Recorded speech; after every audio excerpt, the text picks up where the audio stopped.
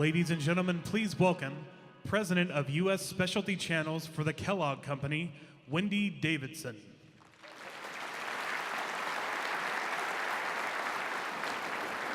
Good morning. I love that you responded. Normally I have to do that 2 or 3 times. As Catherine said, I have often described myself in the past as an accidental executive. Wasn't what I intended to do, wasn't what my plan was. But we can all relate to the fact that we plan, God laughs, we move on. And so I'm going to walk you a little bit through the journey that I've gone through, really to help figure out what God's plan is in my life. I would be the first to tell you, however, that when David called me to do this, actually the first time he called, I said I couldn't do it. Today is actually a board meeting. I serve on the Board of Regents for my alma mater, and today was the first board meeting that I would be vice chair. So I called and I said, there's just no way I'm going to be able to make that work. And he called back a couple months later, and there was something that told me, I need to do this. I don't know why, but I feel the need to do this. So I called the president of the college, who's our first female president of the college, and I was on the search committee that brought her there. And I called the board chair, who's also female, and a very dear friend. And I said, I need to know if you'd be okay if I do this, because I feel like I'm meant to be there on that particular day. And they said, absolutely, that is where you are meant to be, and we've got your back. So when I was talking to David, I said, while I feel like I'm meant to do this, I don't know if I'm the right person or if this is the right time. Because I would tell you, in listening to the stories this morning from Gabe, and certainly Donnie, and having worked at Tyson, I know he lives that every day. Who am I to be up here and talking about my faith journey? Because I'm really not a teacher. I'm in no position to teach. I am a student, very much a student, and a new student. So I'd call myself sort of a kindergartner in my faith journey. So I would offer this up to you if any of you have gone to a class at Harvard Business School or even read Harvard Business Review, right? They teach through the case study method, learning through others' examples, both the good and the bad, of what we might do. So I offer my journey to you this morning as a case study. You can decide if it's good or bad, but a case study of what I would call my journey for purposeful leadership and determining really what that looked like for me. And it's 3 things that I'll talk about. First of all, learning to lead myself, because I think in order to lead others and to have an impact on others, we have to understand ourselves, first and foremost, really at our core. So I'm going to walk through a bit of the journey that got me to that. I'll talk about creating an environment of impact for the others around us. And then lastly, how we build a culture of risk-taking. I think to truly untap the potential of people, but our businesses, and quite honestly, the larger community, is to really encourage risk-taking. And it's our job to help people, as I'll tell you, to get out of the boat. So learning to lead myself. Catherine referenced a time in my life where I was in transition. We refer to that a little different in my family. And so I'll walk you through a bit of that. So in early 2009, I had worked actually here in Northwest Arkansas for a very long time. My family were actually, as we would say, bled khaki. My father had retired from the company. My brother actually still works at the company. My husband worked at the company. I viewed that was my path. I was going to be here with you for the rest of my career. God had different plans. And in early 2009, my position was eliminated. I still recall the feeling that day of really disbelief, but also, what do I do next? Because it wasn't just I wasn't going to be there. I also had a year non-compete. And for someone who has worked and poured really 90% of their time, I'm not proud of that, by the way, but 90% of my time into my work, what do you do with all that time? I don't know if I was more worried. I'm pretty sure Thor was more worried, because he came home with a journal, and he said, here's the deal. You need a goal. You need probably a whole bunch of goals. So he gave me this journal and said, I want you to make a list of everything you ever wish you had time to do, but you didn't make time to do. And make them big or small, just you need some things to sort of wrap your head around. And so I spent a couple of days, and I really made this exhaustive list that was really big things and really tiny things, right? Like clean out the closets, finally unpack some boxes, do my kids', scrapbooks, all those kinds of things. And so I sat down, I said, boy, this was really cathartic. Thank you for this. This gave me some good ideas. And he said, nope, this gave you your to-do list. I want you to cross off as many of those as you can, and I'll do as many of them with you as I can. And I stepped back and I said, there's some fairly large, hairy things on here. And I think I wrote them down thinking they were an idea, not really a thing to do. And he said, no, this is your chance to take a risk. This is your chance to find yourself and to find your purpose. And so I embarked on what my family now refers to as the involuntary sabbatical world tour. And it was really the world tour to find myself without all of the trappings of what you do all day. It's at my core, who am I? And so I often get this question from people, okay, so you got to tell me what was on the list. And I'll tell you a bit of what was on the list. It was things that I hadn't made time for: family, my faith, my community, even in some cases myself, my health, my diet, my hobbies. Did I have any hobbies? And because I thought my hobby was work, but that's not really what would make me a whole and rich person. And so I took both of my kids on a mommy and me only vacation. The caveat being they had to choose anywhere in the US, because I wasn't taking them overseas. They had to choose any place in the US, and at the time my son was 10 and my daughter was about 6. And they had to help me plan the trip because I wanted us both to have skin in the game, but I wanted a chance to truly connect with them where it was just the two of us. Ironically, as I'll tell you later, as Catherine talked about where we moved, my son chose Washington, D.C. My daughter chose Chicago. Those ended up being the next two places we moved. We plan, God laughs. I also wanted to spend time with extended members of family, and I wanted to explore part of my history. So my mother and I went with my roommate from college and her mother, who lived in Northern Ireland. We flew over and we did what we called the Sisterhood of the Traveling Stretch Pants and traveled through Ireland because my family on one side immigrated from County Limerick. Thor and I went to Italy, and I'd always wanted to take a cooking class, so we did that. I cooked the Barefoot Contessa cookbooks from start to finish, which my family loved, by the way, making notes in the margins because I've always been in the food industry. I've always been in the restaurant industry. I had this sort of inner chef that wanted to play, and I had all this time. So I decided to do that, which now my family loved because we have all these family recipes that came as a result of that. But I also did some things that I could engage in my community. I volunteered and joined the kids' school board, leveraging my work life, but to put back into their lives. I'm a 30-year cancer survivor, and so I joined the Susan G. Komen board because I wanted to be able to engage in something that was important to me. I trained for and ran in my first 5K and my first half marathon. Wanted to run in my first marathon, but I hurt myself in the half marathon. Happy to say that actually 3 weeks ago I ran the Chicago Marathon. So I did check off the other bucket list item. And while all of those things were fun and interesting, things like taking a photography class because I wanted to learn how to use my digital camera finally. I got it out of the box. All of those were fun, but they weren't really at its core what really changed me. There were two particular events that changed me. One was I had a decision that I wanted to read the Bible cover to cover. I grew up and I describe myself as a recovering Catholic, which my mother hates it when I say that, by the way, and I believe she's here,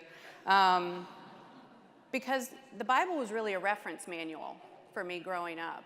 And I had this desire to know more. So I actually joined a Baptist Bible study when I was in high school to sort of feed the need to learn. But I took time off from any of that faith study during my early career because, I was busy. I was busy doing other things.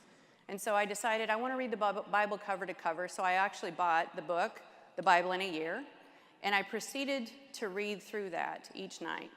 About 2 weeks into it, my son, who was 10 at the time, said, "Mom, what are you doing?" I said, "I've always had this itch. This is what I'm doing." And he said, would you mind if I did that with you? And it'll be hard for me to tell this without crying, because I had early on that year said to both kids, here's the deal, Mom's not going to be working. I don't know what I'm going to do next. So we're going to gain some things and we're going to lose some things, and I don't know what that looks like yet. When he and I were in D.C., we were sitting over at dinner one night, and he said, so Mom, can I ask you a question? You said early on we would gain some things and lose some things. I know what we gained, but what did we lose? What did we lose? God had a plan. It just wasn't the plan I thought it was. The other example I have is the first board meeting I went to. And this really became, I would tell you, the thing that taught me the most about what it would be to lead a team of people. So I sat at my first board meeting, and you know the drill, right? Everybody goes around the room and they say name, their title, their company. Got about 3 people in, and all of a sudden I started to panic. Wow, what am I going to say? Because I don't have anything. I don't even have a business card. I have a Post-it. I can write my name on a Post-it with my phone number. And so it got to me, and I said, well, I'm Wendy Davidson and I kind of looked at everybody and I said, of the Davidsons. And everybody laughed, and it hit me. Am I enough? Just me. I look around the table and I see these incredibly talented and accomplished people who are all pooling together for a purpose that is bigger than ourselves. It's about the mission of Susan G. Komen. So why am I at this table? Because I don't have a title. I don't have a company behind me. So what do I have to offer? And I left the meeting. I actually called a good friend who was a wonderful, faithful leader, and I said, I'm really struggling with this. I don't know why I'm at the table. I don't know if I'm enough. What if my whole career up till now was luck? And she said, don't you think that's the lesson God wants you to learn in this pause? That's the lesson. So she sent me a book, which I highly recommend, and I give it out to people now. And it's a book called, the title is Anonymous.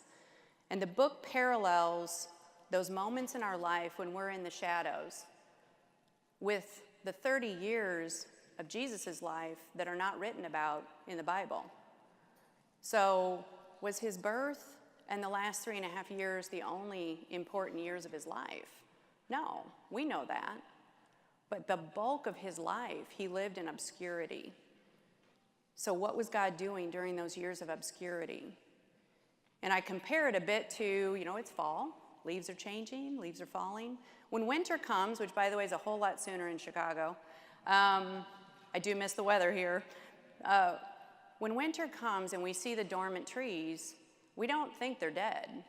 We know that there's still life there, and that work is being done to prepare that tree for spring, right? For the growth to come. Sometimes we prune it back because we'll get even more accelerated growth to come. That is what that year became for me, was my year where I was anonymous, where I truly had to figure out, am I enough with no title and no company? What is God looking for me to do? And part of it was a pruning. Part of it was a pruning of relationships. I will tell you, anyone who's ever been in transition, the single hardest thing that happens is the habits you are used to, the people who have become family, the time that you spend that has become your habit changes overnight. And it's a grieving process. There's also relationships that you thought were so important to both of you, and those people don't call. The phone doesn't ring, and you think, wow, so I only had value because of my title at the company. And at first it was incredibly sad. And then I realized what an incredible gift that God had given me. Those people had been very dear to me in a time, in a season in my life, but they were not a part of the season to come. And God had essentially deleted my Outlook calendar, and he had pared down my contact list. And he had freed up, right, 90% of my time that had been spent at work to find my purpose, but also to fill my life with people that were going to be a part of my next journey. Some of the people I met during that period of time, because keep in mind, I didn't have a job. And they are people that to this day have remained the most amazing gifts in my life. And I know to this day, they could care less what I do. They could care less what I work. At the core, they love who I am. They challenge me, they make me better, and they've become incredible trusted colleagues and industry colleagues. That was the thing that I found most interesting. The number of industry partners that reached out to me that didn't do business with us at the company I was at, that now do business with me at the company I am at. God had placed them in my life at that time that we were meant to come together for a purpose. But the pruning was there. So that year, for me to be anonymous, was a time of renewal, a bit of a time of preparation, and a huge amount of pruning to prepare me for what's next. So I do believe knowing ourselves and knowing who we are leads us to what's next, which is really our impact on our teams. I'm a big believer in the fact that I don't think people follow titles. I think people follow people. And I know Cheryl Batchelder spoke last year, and she's an industry friend, and I admire her greatly. And she says, to grow you, I must know you. I have to know you to grow you. And I would add a bit to that. To grow you, I need to know you, but I need you to know me. I need you to know at my core who I am. I want you to know the things that are important to me in my life, the hobbies that I have, my beliefs, my principles, because I don't check who I am at the door when I go to the office. I may put on a suit to go to the office, but I don't want to put on a persona to go to the office. I want to be my whole self. What that doesn't mean is telling my team what to think. It's telling them what I think, and it's creating an open environment for them to also tell me what they think. And I think that's incredibly important. As Gabe talked about this morning, this opportunity for us to create a productive dialogue around important and crucial issues to help one another as we navigate the sort of, at our company, our chairman of the board refers to those as spicy meatballs. So as we work through the spicy meatballs in our culture, we need to do that together, but we have to create an environment that makes that a very comfortable place to be. Years ago, I heard Maya Angelou speak, and it really resonated with me. She said, people will forget what you said, people will forget what you did, but they'll never forget the way you made them feel. And for me, as Catherine said, that's first and foremost what I learned that year is my purpose. My purpose is to enable the people around me to feel what is possible.